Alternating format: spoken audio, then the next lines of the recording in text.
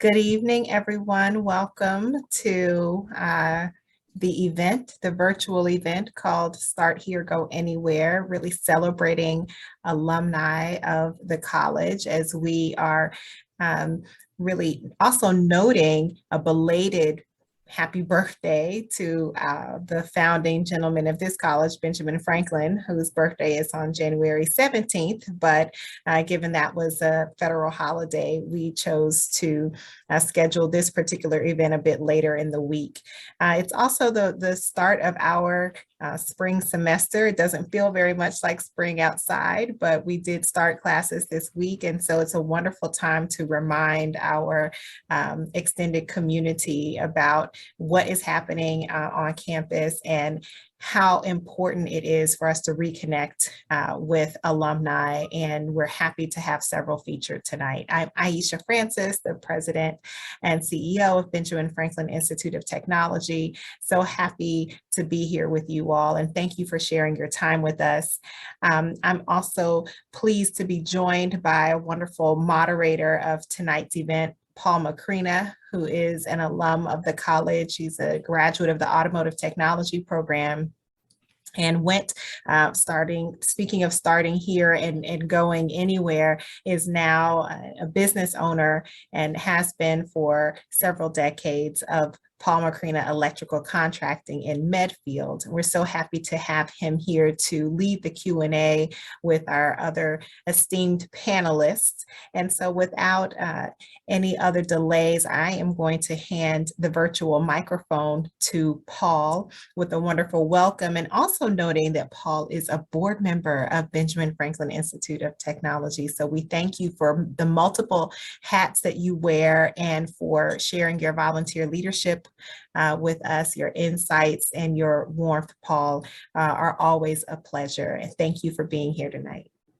Thank you very much, Dr. Francis. It's a pleasure to be here. Thrilling, to say the least. I also wore my alumni shirt just so that everyone knows, in case there was any questions. You know, I had a great time at Ben Franklin. It was a wonderful education and a lot of fun. I really enjoyed my time there. This is a great experience, and I hope everyone enjoys it and gets a lot out of it. And then, without further ado, I'll introduce you all to the panelists tonight. We have Lino Gra, an IBEW union member, and he's a 1991 BFIT graduate. He earned his degree in electrical technology and is an alumnus of the school. He's industrial informed curriculum, and Lino has experience in the practical side of evolving changes to the electrical industry in his career at the local 103. Welcome, Lino, and thank you for joining us. Next panelist is Mark Campbell. Mark is a maintenance instructor at the MBTA and graduated in 2013 from BFIT. With over a decade experience as a technician for multiple organizations, we are excited to see what lessons from Ben Franklin Institute he carried with him throughout his career. Mark is also an adjunctive professor at BFIT, working to educate the next generation of automotive technicians and lifelong learners. Thank you for joining us, Mark. And last but not least, please join me in welcoming Taty Ramos. Taty is the most recent BFIT graduate, 2018, and she earned her degree in computer technology. She currently is working as an IT support specialist at BFIT, so she didn't want to leave the college, apparently. Enjoys it so much, and we're very excited to have her join the panel tonight. Welcome, Taty. Thank you. So we have a varying degree of experience and graduates across the panel, and it should be a very lively discussion, and I hope everyone enjoys this Founders Day event. And why don't we get started? So Mark, can you tell us how you got involved in BFIT and what brought you here? So originally when I was looking for schools to go to, I looked at a bunch of different schools, and one of the first things I found was that the teachers at Benjamin Franklin genuinely cared about the students, which was different from my previous experiences with other colleges. They went through, I was a little unsure about my academic standings when I was going into the school. So I talked to them a little bit, and they persuaded me to test. My test was a little bit low on the math side, but then they offered me summer courses to bring me up to the level that I needed to be for the math program, which I also needed the degree for the Marines, which I was trying to get into at that point. So to me, it just seemed like a perfect fit at that point. So that's why I came through this school. And the teachers actually genuinely cared and kind of persuaded me on how to get through all of this. Oh, that was nice of them. They gave you a lot of help in some summer courses, huh? Absolutely. Great. And so you got your degree in automotive management. Yep, I got my bachelor's degree.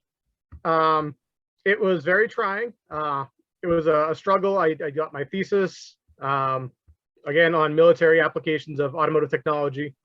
But yeah, it's a great program. Great. And it was persistent and you pushed through. Had great success from it, apparently. Absolutely. And the best part is now you're back at BFIT and sharing that. Yep. Great. So Taty, you are the most recent graduate, and by a couple decades from me, as Aisha, Dr. Francis so kindly pointed out. Can you tell us about your experiences at BFIT? So my experience, it has been awesome.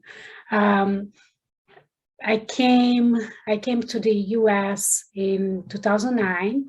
I decided to look for school. I have a background in civil construction. When I started here, I said, it's time to change my career.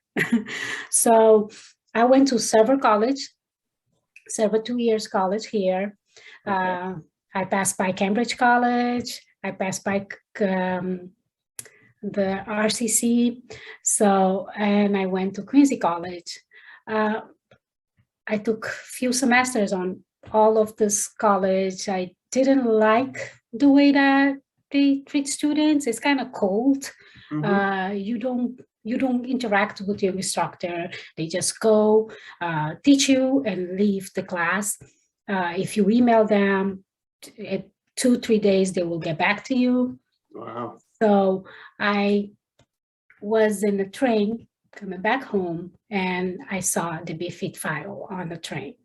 So, and I said, it's very convenient. I look on Google, I said, oh, it's right here in South End. I live in Hawkesbury. So let's give it a shot. I went there. I met Sean Ayala. He was my advisor. At first, met Sean Ayala at the BFIT lobby. I said, wow, he came to meet me at the lobby. Wow, I felt so important that time. So the registration, all the steps were so easy, no stress at all. The professors were so welcoming. I felt home. So all I can say, I love it. That's great. Wonderful. I was graduating high school, and I took the gap year, as they call it, and was working at a gas station. And the boss who I worked for said, you know, if you're going to stick into this career, why don't you go and get an education? And he had gone to Ben Franklin Institute, and he recommended it. And there was also 2 brothers that I knew that I had gone to high school with that were attending it at the time also. So it was highly recommended by 3 people who I had gone to school with or worked with right in my hometown. And it came, as I said, highly recommended. They had nothing but good experiences there and got a great education. And all of them are still in the automotive trade. And it was a great choice. Taty, was there anyone in particular at the school that made a big impression on you, a professor or somebody? Yes, I have this, he was my business professor, and also he was my the IT director for a few, my boss, I can say. It's Professor Larson Rogers. He helped me a lot, I can say, with getting in my career and directing me to the correct person. And also, she's no longer with us at BFIT, Professor Lapp. She was a network professor. She always took her time to talk to me about how, if I want to succeed, how I can do it on the IT field. I really appreciate their help. That's fantastic. And Mark, the automotive management degree that you got, can you give us some life skills and strategies that you've carried through since Ben Franklin has taught you? Yes, so there are a bunch of different life skills. Obviously, all the technical skills I learned, how to use tools, how different mechanical applications work, which you would think would be great for being a mechanic. Yeah. But what I thought was surprising to me is some of the best things I learned, obviously the maintenance stuff is great, but in addition to that, all the humanities stuff, all of the English classes, all of those different things, I learned about discourse communities. I had amazing teachers like Miss Cornog, Miss Bonk, Denise Pastor, who's not with us at the school anymore, Miss Heckle. Some of the best things that I've learned was presentation skills, as well as with Miss Heckle, she always said that the devil's in the details. Yeah. So she would always give me this attention to detail about looking at small facts, the hidden details that can actually change the way that things work. And I actually use that, even the saying, the little mantra that she'd always say that over and over again, the devil's in the details. Yeah. All of my new hires that come in, when I'm teaching them about policies, on the way that the contracts work, on the way that anything works at the T, I always teach them the devil's in the details. Read everything, be very thorough. And that's one of the best things I learned about being an instructor, is to look for the details. Whether it's, working on something, doing diagnostic testing, electrical, always look into the details and check everything and be thorough. Be detail oriented. I see. So you're not just teaching mechanical skills at the T, you're actually teaching a whole range of courses? I actually have a bunch of different hats at the T. For the most part, I teach electrical classes. I have 35 different courses that I currently teach there, including asbestos awareness, site emergency response, numerous safety courses. I'm a certified fork truck instructor. I run the LMS for us. I do a bunch of different things in there above just teaching maintenance. Wow. All the safety courses. So, and liaison between outside companies like like Benjamin Franklin or the DPU. So similar to Ben Franklin, they gave you a great diverse base so that you weren't just limited in your field and where you were going. Absolutely, absolutely. It's fantastic. My favorite course at Ben Franklin was the automatic transmissions. I loved it. It was part of my career afterwards, and the teachers were fantastic and similar. The attention and detail with an automatic transmission, it's all cleanliness and everything has to be immaculate afterwards. And that was a great lesson for me. So now that you're back, you've made another connection. When did you come back to BFIT to start teaching? I think it was 3 years ago, this semester. I've been here about 3 years now. Okay. Are there big changes in the classroom? There are a lot of changes, and a lot of things stayed the same. So the diagnostic side has changed a lot. We have a lot of new equipment. We have hybrid technology has changed radically. We have different diagnostic practices, standards, but some of the stuff has changed. Even the building has changed. The whole automotive facility was classrooms when I was there. When I came back, I was completely shocked by it. But some of the other stuff has stayed the same. Some of the faces have changed, but the personality, the friendliness, the caring of the teachers is what actually attracted me to the school has stayed the same. You still have teachers that actually genuinely care about the students. And if the student genuinely tries, they're not going to fail. And I always had that feeling of, sounds weird, but almost family with the school there, because they always would make contact with you. If something happened, they'd be like, hey, why did you miss today? It wasn't just like a regular school where they would just pass or fail you. It was, they genuinely cared. They want to know what's going on in your life. And that's the one thing that stayed the same. The culture and the hands-on attitude, it's very similar. Not only your hands-on tools and your learning, but the people themselves have the hands on you. That's great. That's fantastic. When I went back there, I think it was about 4 years ago, I, like yourself, was very surprised at all the classroom changes. You know, the technology is obviously a lot more advanced than the cars, and like you said, in the diagnostics. It was great to see the facility where they were repairing the cars and everything. I was very impressed by the space and all the equipment and the way they were working on the things. So Taty, you know, Ben Franklin, as we said and heard, they really, it's an investment in yourself and in you as a person. And Ben Franklin likes to, they like to kind of put you on your own so that you can grow as a person. What type of investment do you feel that coming from BFIT, like you realize the importance of that investment? So I can say the investment on my career and things that I believe I can do. I was kind of afraid coming from a different country, do I gonna be able to engage here, to get a good job, to get a good education? So this is the investment that Ben Franklin gave to me, the way that I can now believe that I'm able to do things on my own. That's good. That's good. They gave you confidence. Yes.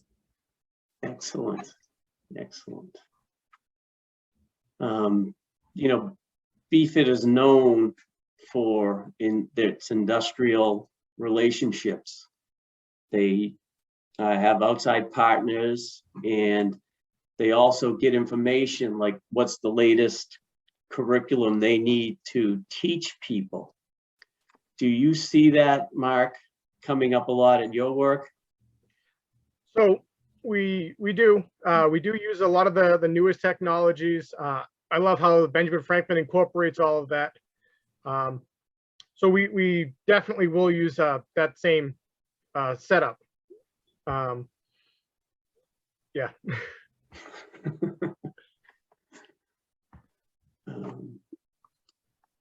So let's see, we got 40 years, more than that, closer to 80 years of experience and technical education. It's amazing how all of like the three of us here, I started out in automotive, but now I'm an electrical contractor. And I actually went back to BFIT for education in that. And then we have IT and we have the automotive. But as we know, the cars today, for example, are highly technical. We're doing electric car chargers all the time. And you have to program the car chargers, you have to program the cars, the repairs, like you say, in the diagnostics. It's really has involved in the widespread education that we got it's amazing how it crosses all the different fields, isn't it? Absolutely. So Taty, everyone's talking about cybersecurity, and can you tell us a little bit about that in the computer technology courses that you received? So the name says that cybersecurity. It's most like the courses, they cover all the things that you can secure on your computer, and also the way that you can manage to not be hacked. So how to notice a phishing email, how to pass that, how to tell customers, users, how to not answer or not click links that they don't know where they came from. Okay.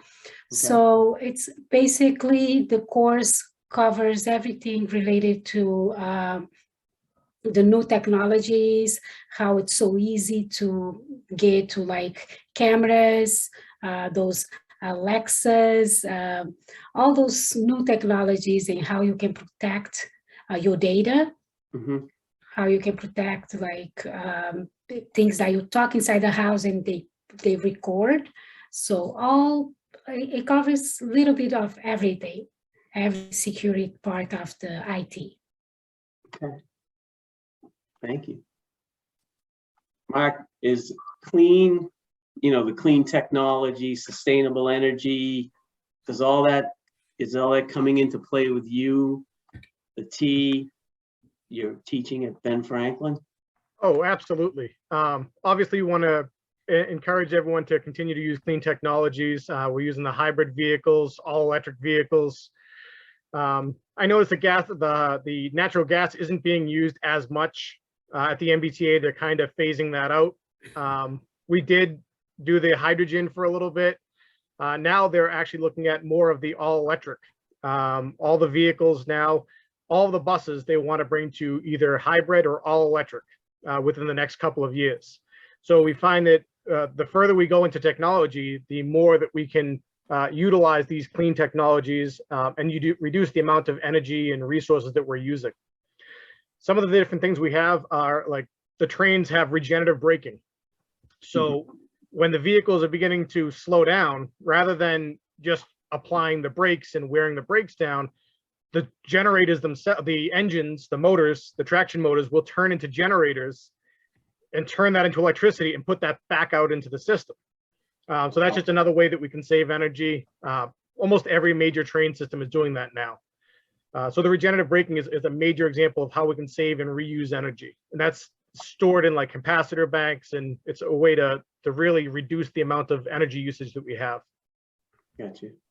So that will have, with the electricity and getting away from like the gas and the diesel vehicles, that'll have a big change in the repairs, in the maintenance facilities and tools and things like that, won't it? Absolutely. So there's a couple different unions at the MBTA. There's tons of different unions at the MBTA. So the two primary ones that I am most associated with are the 589, which are the train repairers, which basically the train mechanics. And then there's the 264 union, which are the bus mechanics. Both of these groups and the MBTA as a whole are always looking for the most qualified technicians. So I know they have constant contact with all the different universities, including especially Benjamin Franklin, always looking for qualified people that have the technical skills that you would get from Benjamin Franklin, which are not skills that you get from very many colleges anyway. And as a whole in our culture, we're kind of losing those hands-on technical skills. There are fewer and fewer colleges that will focus on the technical level that we need and the hands-on side as well. You notice that a lot of schools will actually go ahead and they'll focus on computers and technology, but they don't really have the hands-on side. Whereas us, we now have the hands-on side and the technology. We put it all together and really producing high quality technicians that are really sought after in the industry. And the industry as a whole has a huge shortage of technicians, especially good technicians. So the fact that the school can actually produce a decent high-level technician is at least a feat in itself, because of the amount of technology that you have to teach in a limited amount of time. I know 2 years or 4 years seems like a lot of time, but when the amount of scope of different things that you have to cover, it really doesn't seem like it's long enough. Wow. Yeah, it's good to get that education in a solid base. Even like you said, 2 or 4 years might not seem like enough, but they give you a lot of information. You get a great education in that amount of time and are prepared. You're basically like the doctor level of the automotive industry. There is no higher degree, there's no higher technology.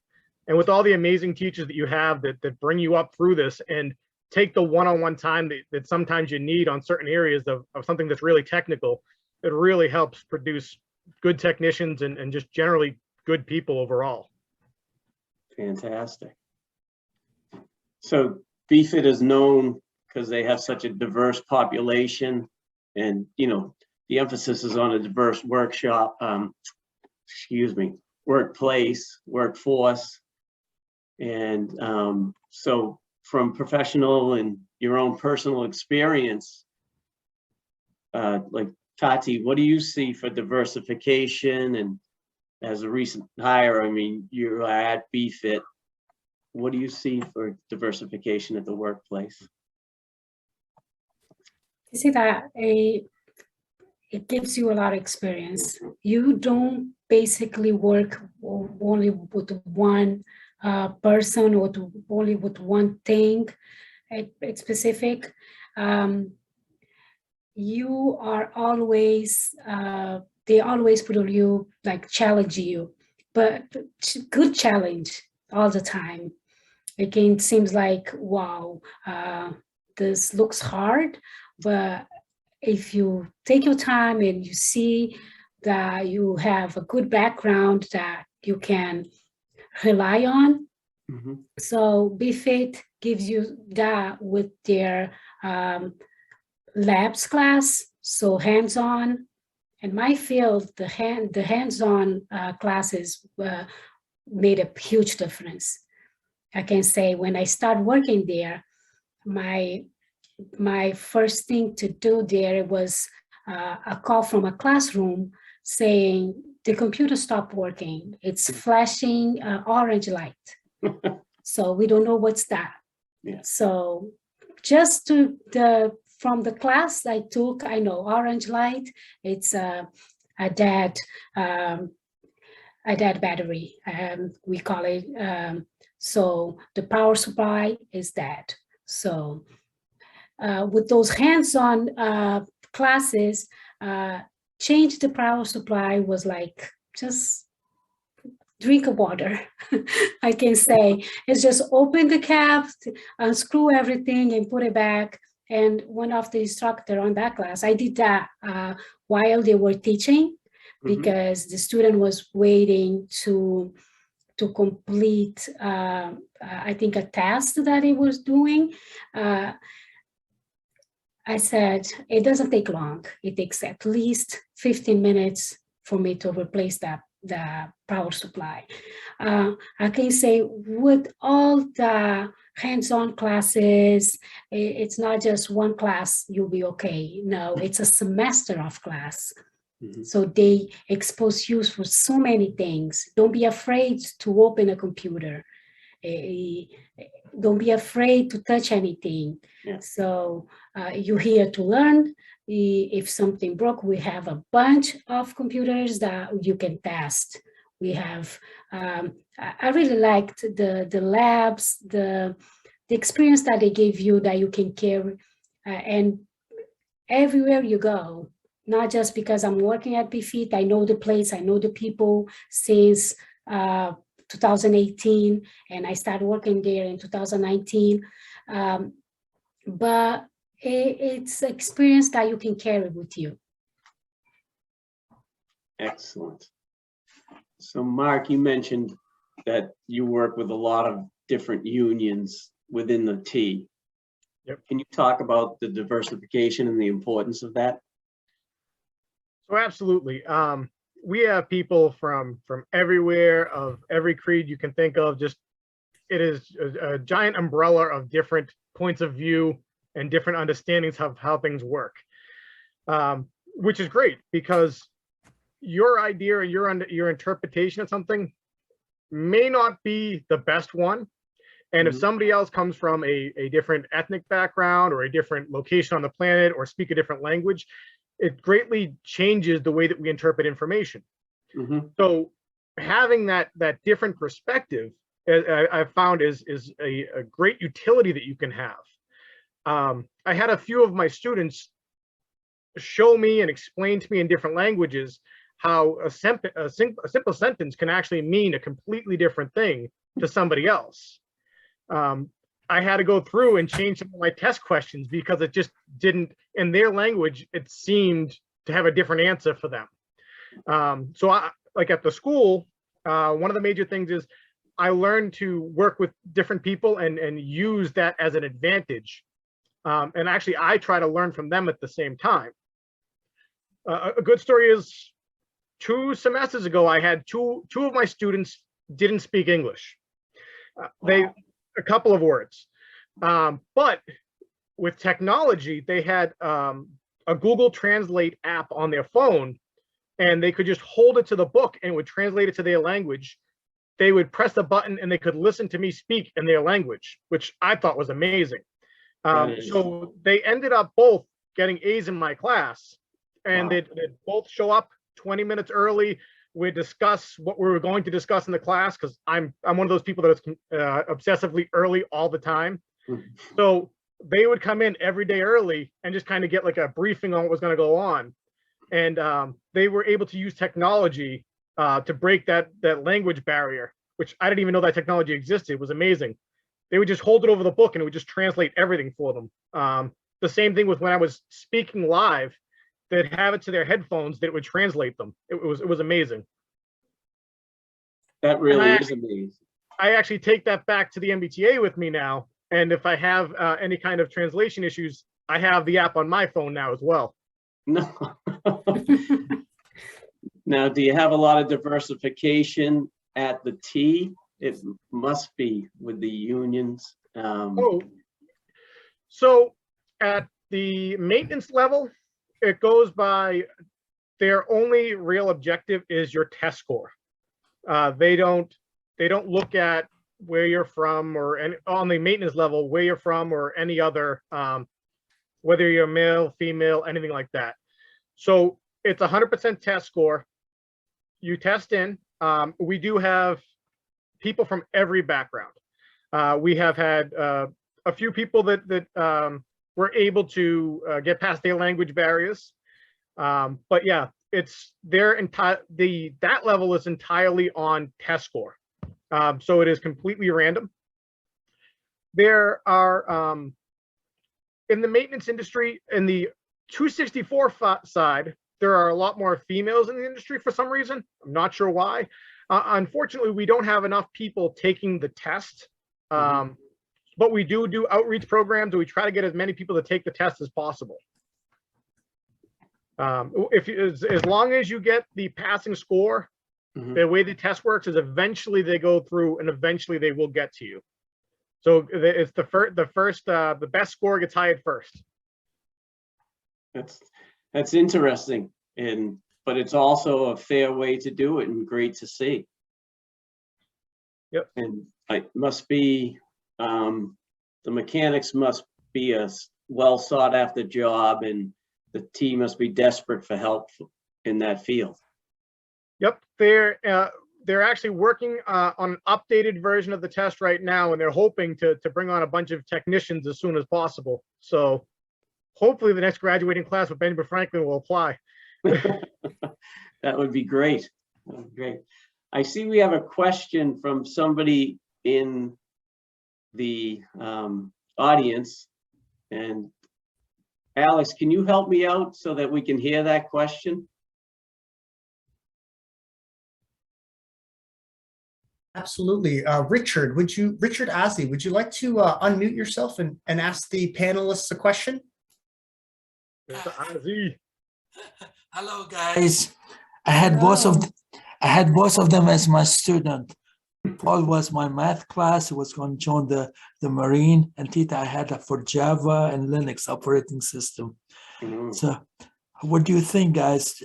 Did the BFIT mature you? Did it give you a lot of hope, a lot of anxiety about the future? Absolutely. Absolutely. Mr. Ozzie was one of my favorite math teachers. He taught me nonlinear matrices. When I had Miss Heckle, Mr. Ozzie, and Mr. Giamara, three amazing math teachers. All of them taught me tons of math. When I went into the school, I was doing basic multiplication. When I left with Mr. Ozzie, I was nonlinear matrices on math that to me looked like a completely different language. It was amazing, but he got me through it. That's fantastic. I haven't stopped using the math that I learned there. I use it every day, which is amazing because they told you would, but I didn't believe them. So it's really great to see. And actually the English classes gave me a lot more than I thought I would need. I didn't realize how much writing I would do, especially being a business owner. And like you said, the devil's in the details, contracts, just even writing sentences, correct pronunciation. When you're dealing with people, it's so important. And it seems basic, but it really is, again, a tool, a basis that you need. Absolutely. One of my favorite classes was the discourse communities. It would actually teach you that you kind of change your personality depending on who you're around. And you've kind of realized that when you're around mechanics, you have to change yourself a little bit. When you're around people in the academics area, you have to change a little bit. But it's one of the skills that I got at the school that I would have never expected to get. Great. Taty, have you found the same? You must put your skills to work every day. Every single day. Thank you so much, Professor Ozzie. I really enjoy all his class. And I can say he was one of the best professor there. Thank you. Yes, I do put my skills every day and I get more skills every day. Now I'm working with a different team. So I'm so excited because I know that I will learn a lot and they will learn a lot from me as well. So I love it. I love it, the fact that I know the place so well that I can go there and introduce the place for anybody that wants to work with us. I really enjoy every single day there. Excellent. And Taty, do you have much experience or interactions with the industry partners that Ben Franklin has? No. I only work just with the IT part. Mhm. And I only deal with like the only vendors, our vendors for the IT, not much with the industry part of the BFIT. Okay. And what did you do when you were at Franklin for work? Were you working part-time? I work full-time. Yeah. I started as a full-time. Okay. And was it in the IT field? Was it with any of the Yes, it benefits? was in the IT field. I start there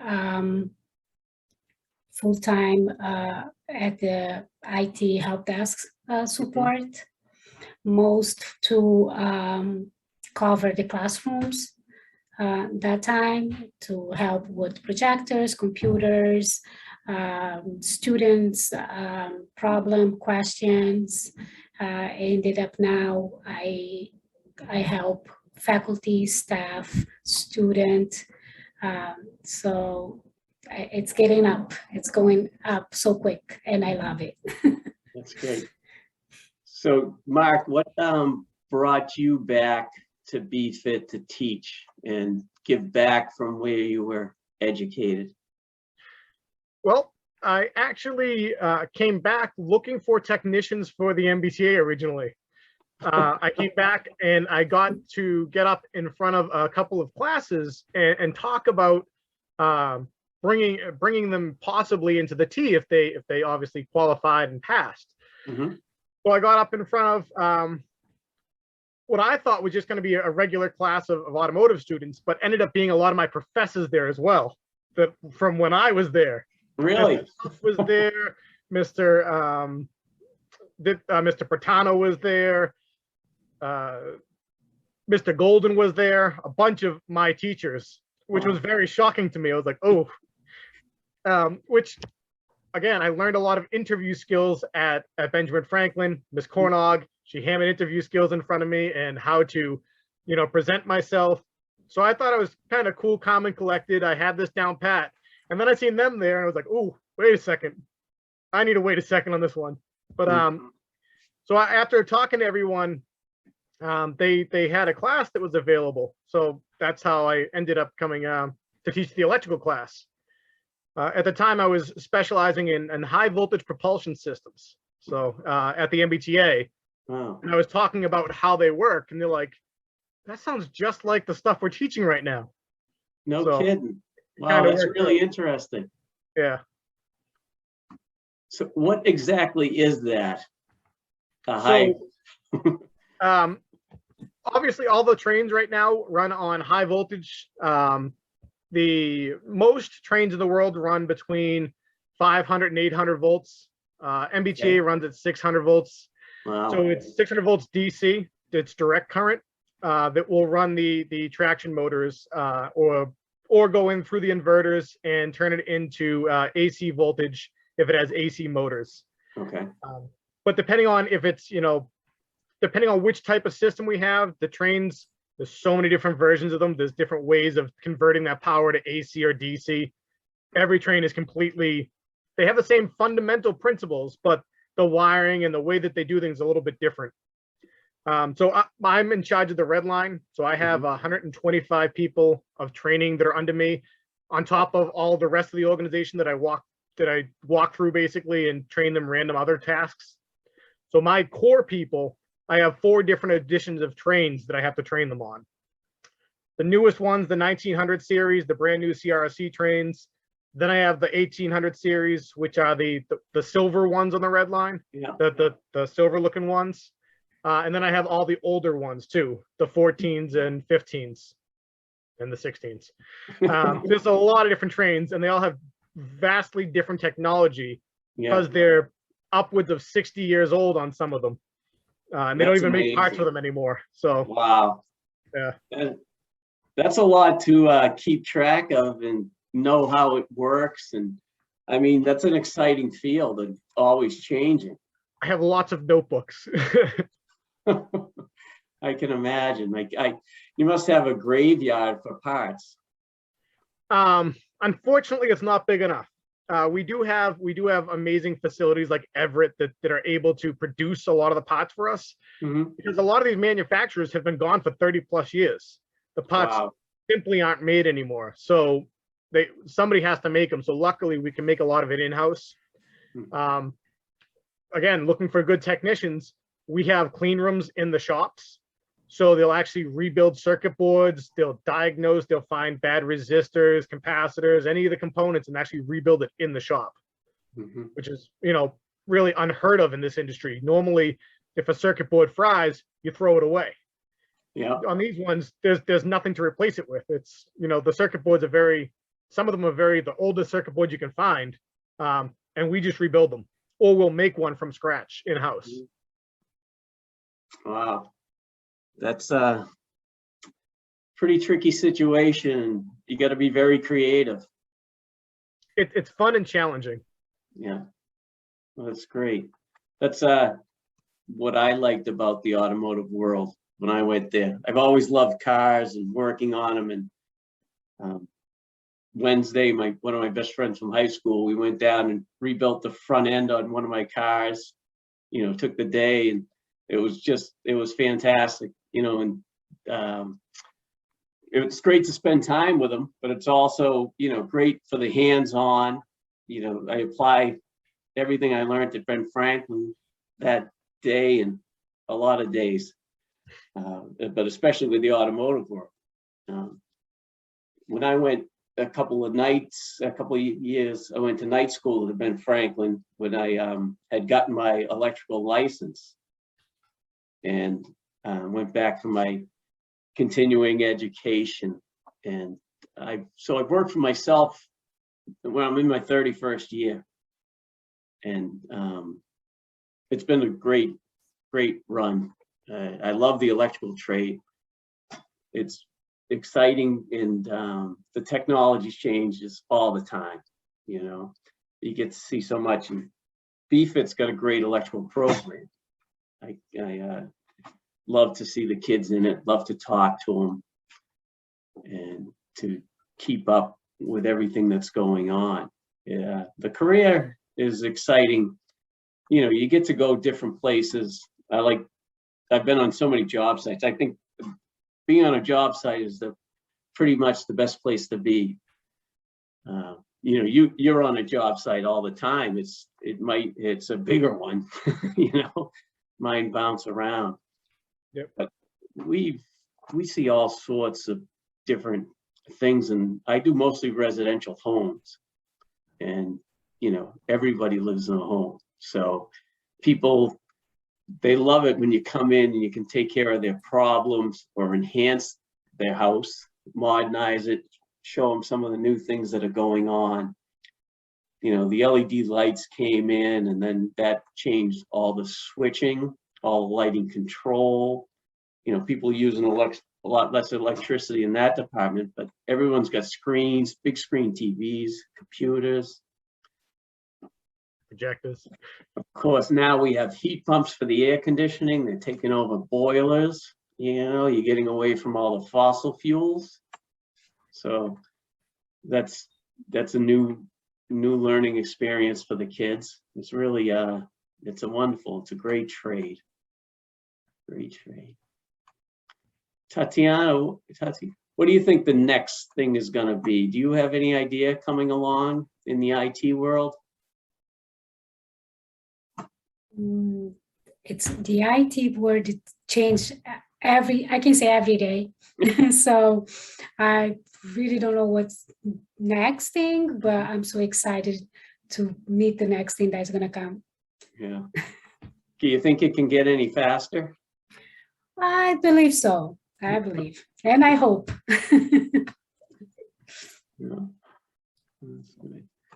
So, you know, coming back to BFIT after being away for a number of years, a friend of mine was on the board and asked me to come in and help out a little bit and volunteer. And I became a board member, which is really thrilling and kind of an honor. It is an honor. And it's great to see what BFIT does for the community also. Have you seen or heard about the new building that they're putting up, the new campus? Yes. Mark, have you seen any of that? I've seen some of the plans, yes. Yeah, it's really exciting. It's a Nice. great neighborhood. You got to do the next tour down there. It would really it'll put a smile on your face. It's awesome. I would like to thank everybody. I think this has been a great evening. Thank And you. I can't thank you two enough for your participation. I think Aisha, if you could close out the meeting for us. Absolutely. That'd be great. This has been a wonderful conversation. I want to thank all of you for being here. Our audience, an event is nothing without an audience, but I also want to thank our featured panelists, Taty Ramos, Mark Campbell. Thank you so much. Lino Grau sends his apologies. There was a technical glitch and then a mix up on his end. So we're going to do this again, and you'll be able to hear from Lino at that point. And Paul, thank you so much for being our moderator extraordinaire. You have a hidden talent. So we'll be tapping you as well again. We're so happy to have been able to feature this wonderful group of graduates of Benjamin Franklin Institute of Technology in the electrical field, in IT, and also in the automotive technology field. There's so many things that we are the type of college that keeps things running, and I can't think of a more appropriate and representative group than we have tonight. And we will do this again. So everyone stay warm. Thank you again for gracing us this evening, and we'll see you next time. Thank you. Thank you.